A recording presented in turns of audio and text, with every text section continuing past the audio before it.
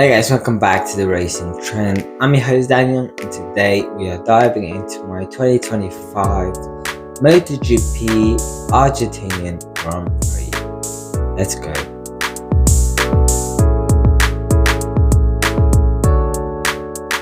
Let's go and start with the racing itself. Not much to say, honestly. I really hope it doesn't carry on like this for the season. I don't think we saw the domination that Marcos showed in the previous race. It was not as comfortable as we've seen from him in Thailand. But my main point is that it's just not seeing too much overtakes, not too many battles, and I don't know what it is. I can't quite put my finger on it. I'm not liking it, honestly. As a fan, what I'm seeing is not the sport that I've been watching for the past 10-15 years or so. And yeah, I'm just not. Sorry guys, I'm starting with a bit of a downer, but I just as a fan, I'm not liking the way MotoGP is, and I'm sure you as a fan don't like it as much as whether you support Marc Marquez, whether you support Pecco Bagnaia. I don't think this is what you want to see. Yeah, we love to see our riders, our favorites up there. But I don't want to see this type of racing. Honestly, I don't want to see this. And I think MotoGP. I don't think MotoGP is in the most amazing place at the moment as well.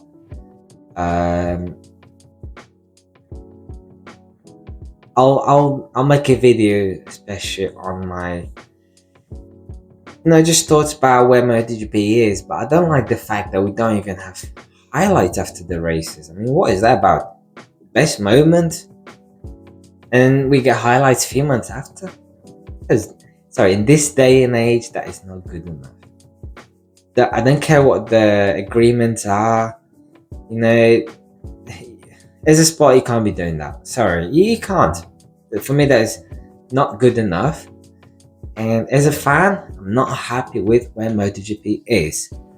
And so, if it carries on like this season, not good.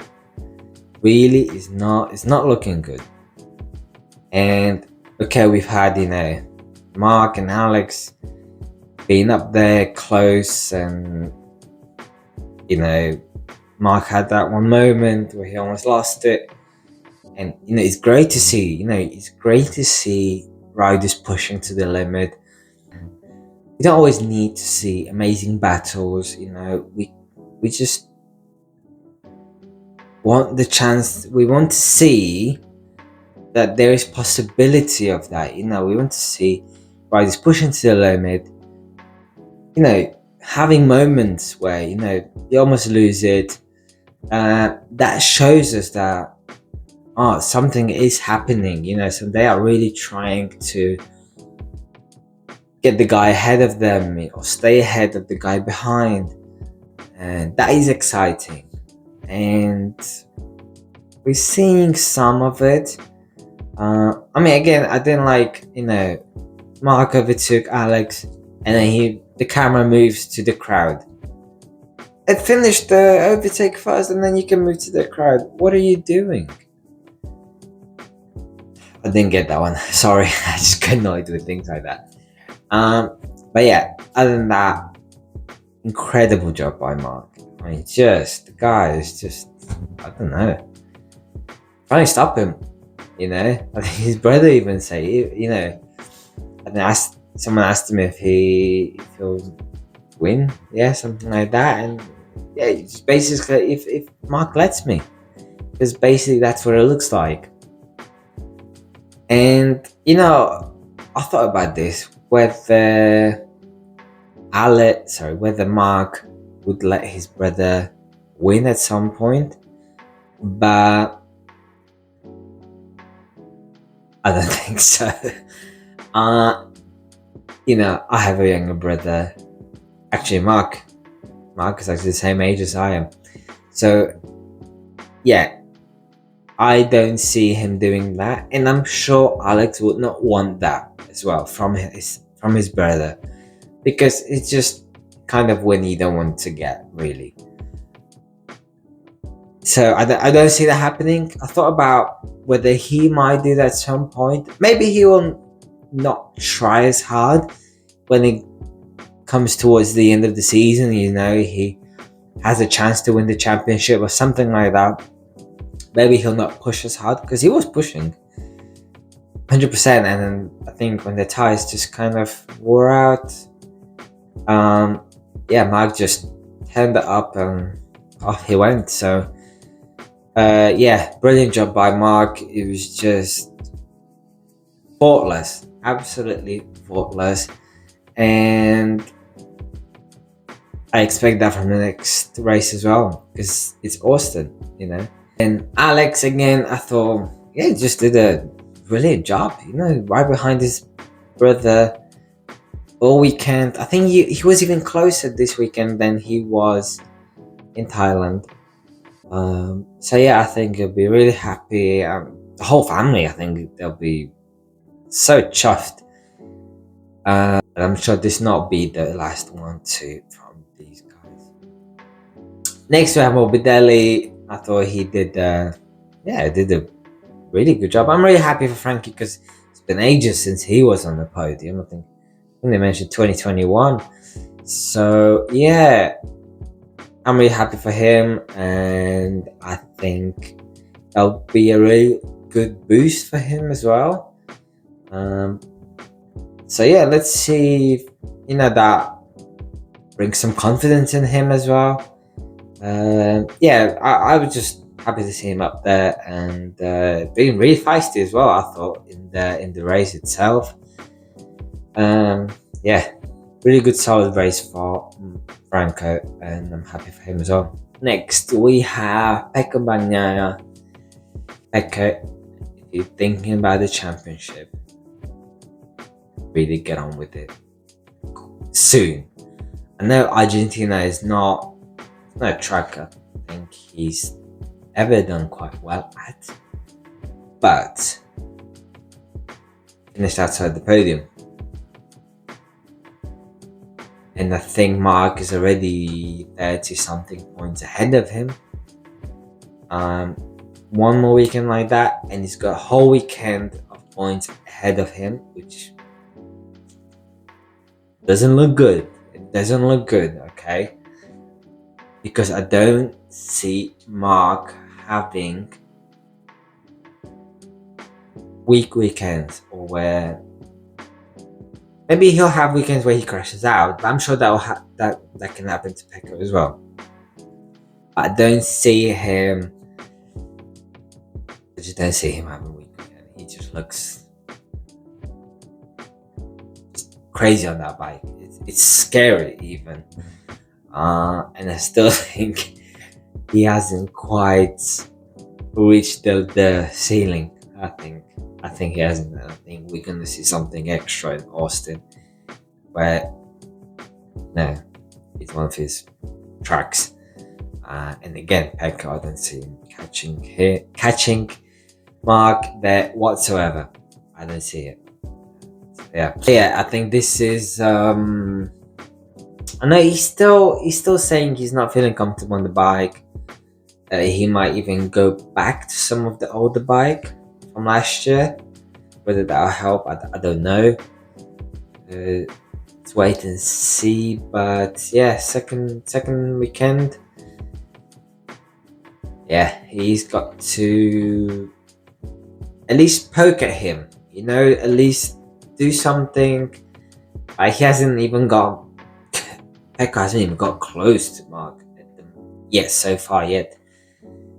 So yeah, I know we still got a long way to go, and I'm sure we'll see him up there, but he can't take long to get comfortable. He can't, because it's not like Mark is gonna stay still.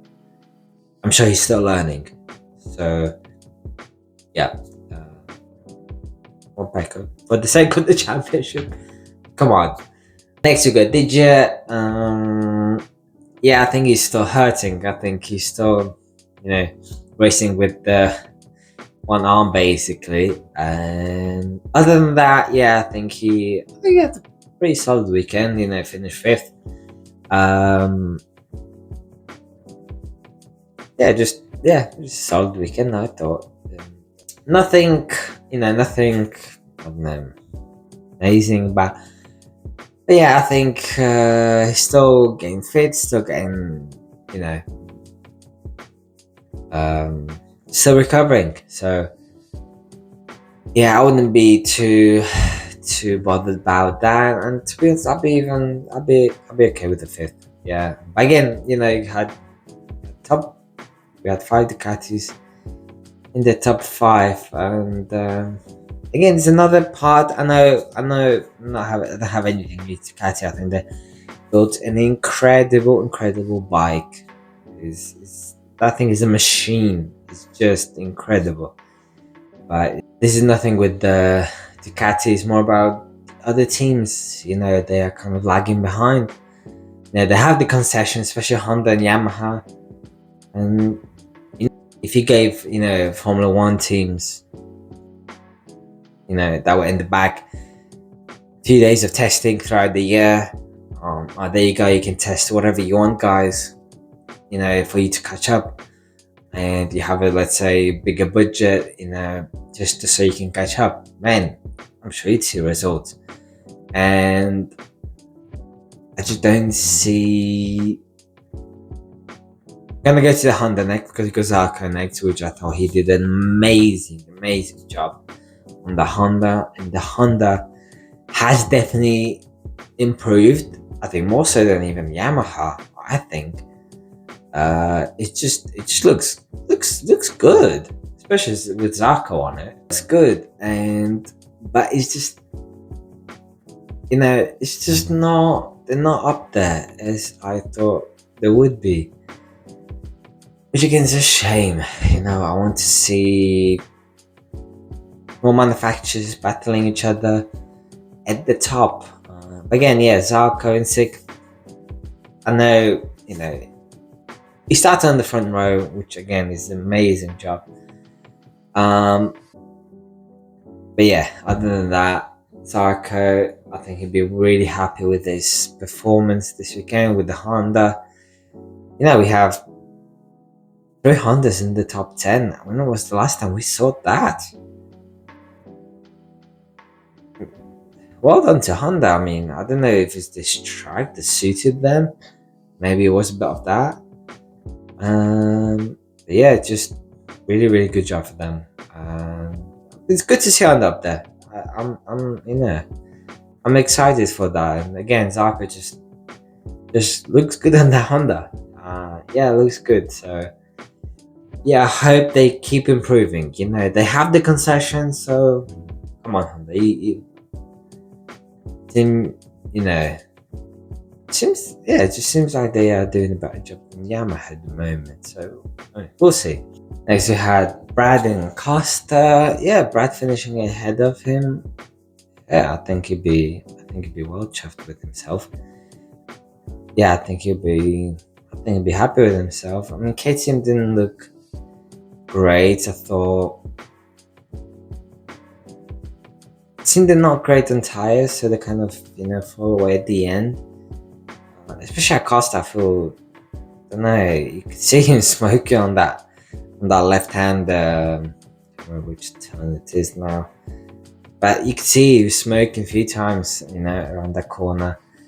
So yeah, he was definitely pushing. It's just, yeah, it's not doesn't look great on tires. They have quite high tire wear, so I don't know what happened with them compared to last year.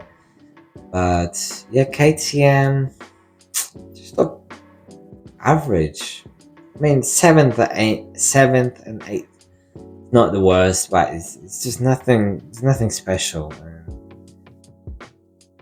I almost feel like Costa's starting to get a bit annoyed because, let's be honest, he's a guy. He's used to winning. You know, but for the past few years, he's been winning in Moto3, Moto2, and he gets into MotoGP and he's just had a few podiums. And yeah, this year is not a good start for him, and with the KTM issues, and yeah, it just feels a bit frustrated. Yeah, it's nothing special for KTM, but yeah, I thought Brad did a really good job to be ahead of his teammate, basically. Yeah, Acosta's not getting the better of him as much as I thought he would have. So yeah, well done to Brad. I think he did a good recovery ride. And we have the two Hondas finishing off the top 10 again. I just so impressed with Honda. We can see it is improving. You can see it.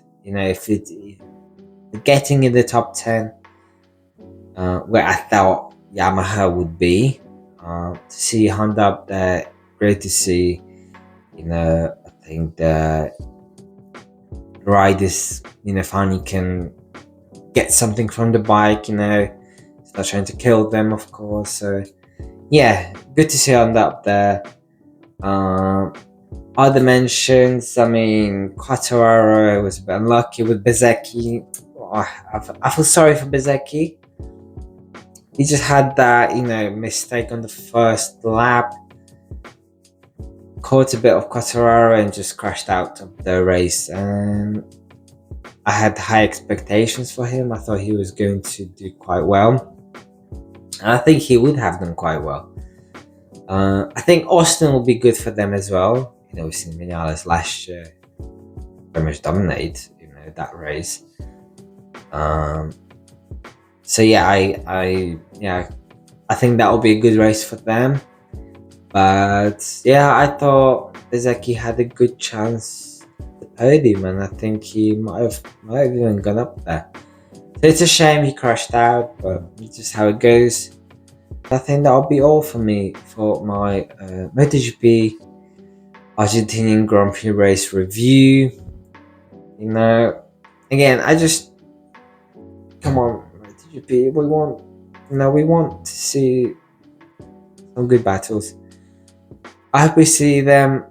These bikes are just not very raceable. I just feel like we kind of got into that F1, stage of just bikes finding it hard to follow. I think that front tire is not helping with the tire pressure. It's just, I just feel a bit frustrated with MotoGP. That's all I'm trying to say, and I just hope, something changes, something improves. Don't get me wrong. I'm sure we'll see some great racing, but from what we've seen the last two races, two sprints, not great. So sorry guys, I'm a bit negative for this one, but these are just my thoughts. So I'm just sharing my frustration with you guys, and I'm sure if you are a fan of MotoGP or you're just starting, you think, what is this that probably people have told you about. Watch MotoGP is amazing. MotoGP is the sport that you watch and you see some of the best racing you'll ever see in your life. Promise you that. When it's good, it's incredibly good. So that's why I'm a bit frustrated, and I'm just sharing that with you. But anyway, thanks for watching, guys. Like and subscribe. Let me know what you think. and I'll see you on the next one. See you guys.